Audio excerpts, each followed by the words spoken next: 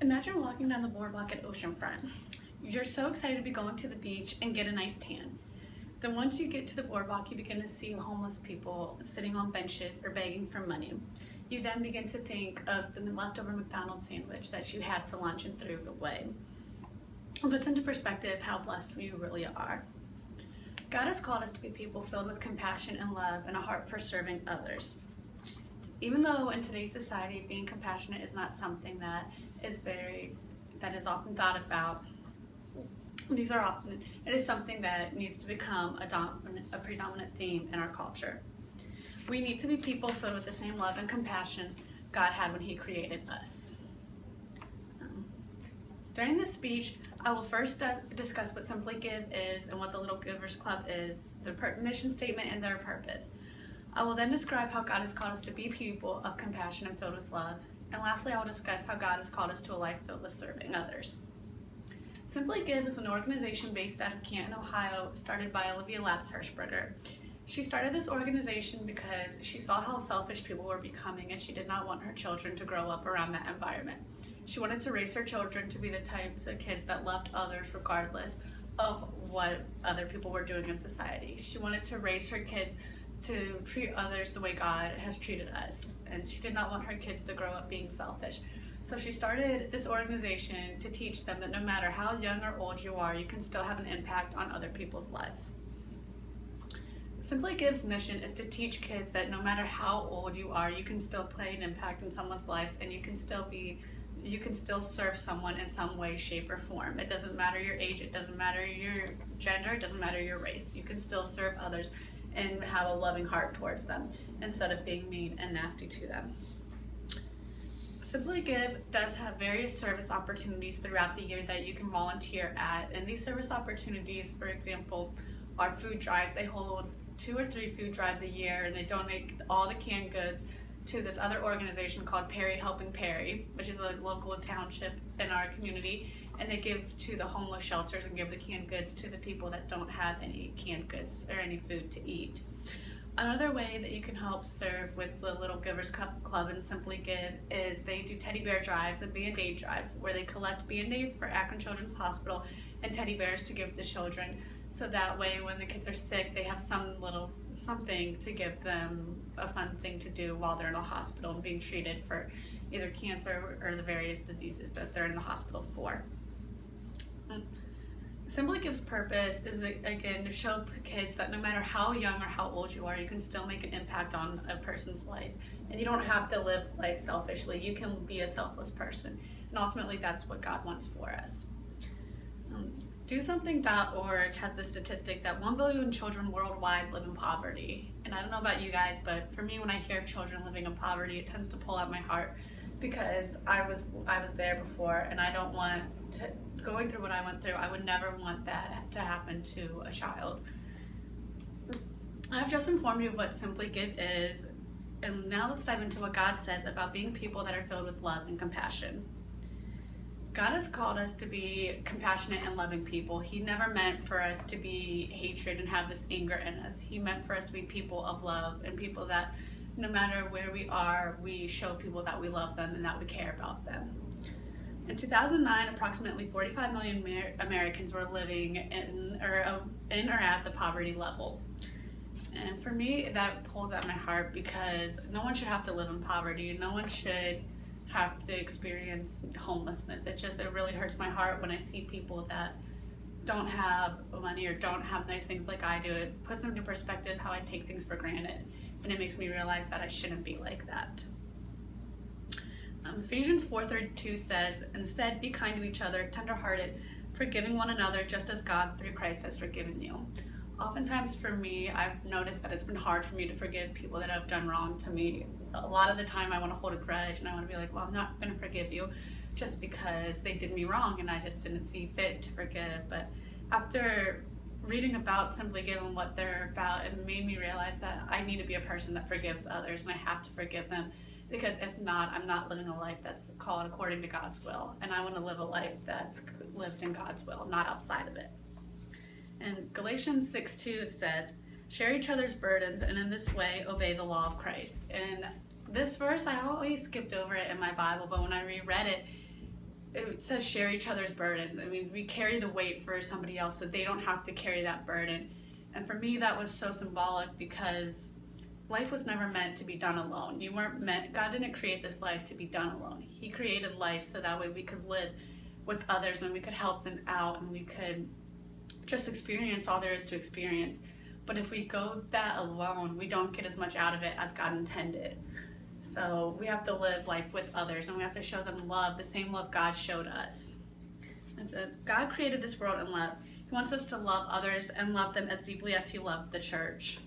And one of my favorite Bible passages, it's very commonly used in weddings, but I like it for this purpose. It's 1 Corinthians 13, 1 through 3.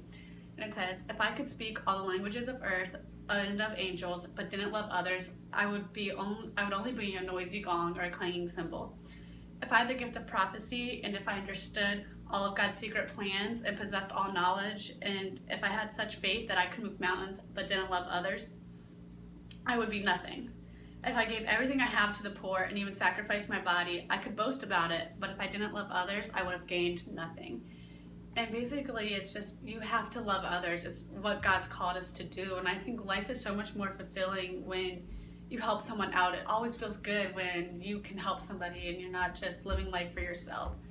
And I've heard a lot of people say, I live for an audience of one, but honestly, I don't live for an audience of one. I want to help others. So I live for an audience of the world. I want them to know that no matter what, at least they have one person on their side that has faith in them, that loves them regardless of the situations that they come in. And approximately 19.9 million Americans live in extreme poverty. This means their family cash income is less than half of the poverty line, or about $10,000 a year for a family of four. They represented 6.3% of all people and 43.8% of those in poverty. And that was from worldhunger.org. And for me, that is just, poverty is something that it's experienced in other countries, but it's often forgotten here that people do live in poverty. And it breaks my heart when I see that, because I've been so blessed so many times to come from a family where I have had everything I need, and I've had to work for what I have.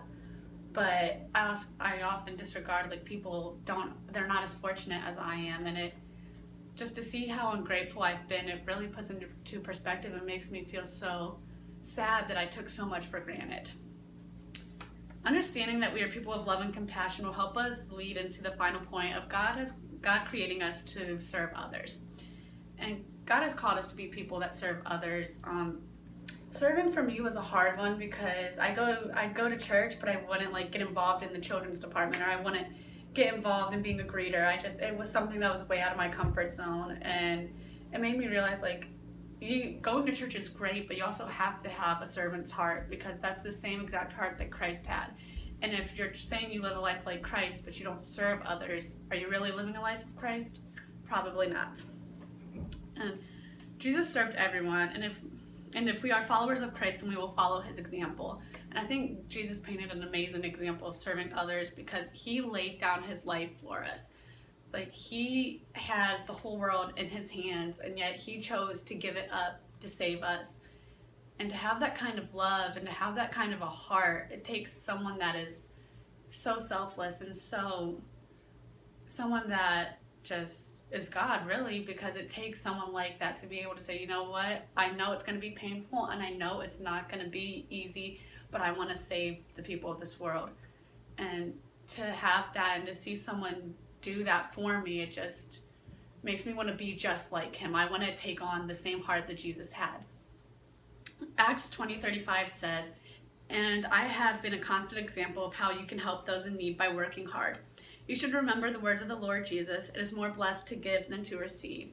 And basically this is tying back into the Little Givers Club. What they do is they will for example, what they do is one time they went to Mark's, which is a grocery store back home, and there's always those coin machines to get bubble gum or to get a little toy, and they put quarters in each of the machines so that way the next kid that came in, they were able to get a gumball or get a toy. And it's just little things like that, and it just shows you that it is more blessed to give than to receive, because God will honor that. And God says in the Bible in Matthew, where your treasure is, there your heart will also be, or where your heart is, your treasure will also be there.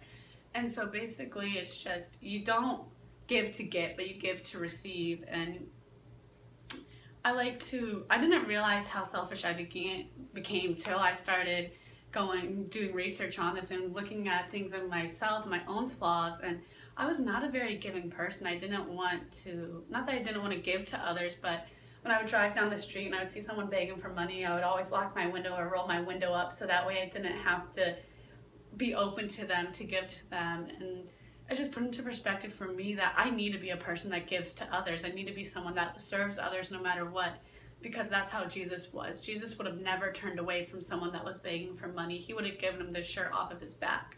And that's what we're to do also.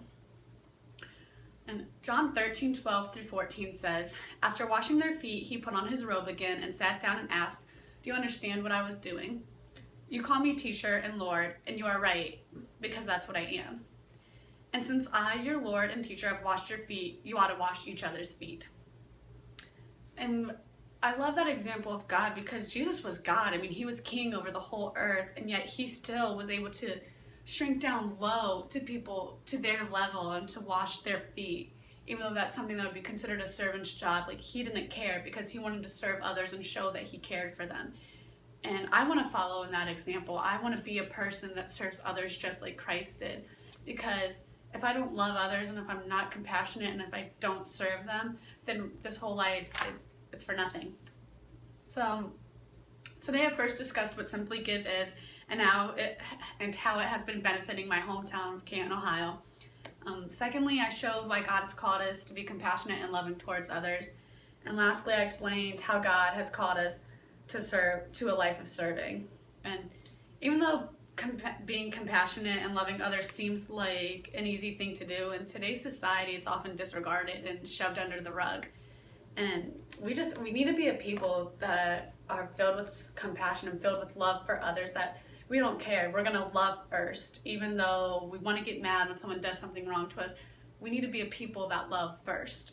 And we need to be people that we get down when people are down, and we're there to build people up when they are down, and we're there to show them that it's okay, because we live in a very broken world and we live in a very sad place. And we need to show people, that it's okay and that they have someone for them. There's someone on their side rooting for them.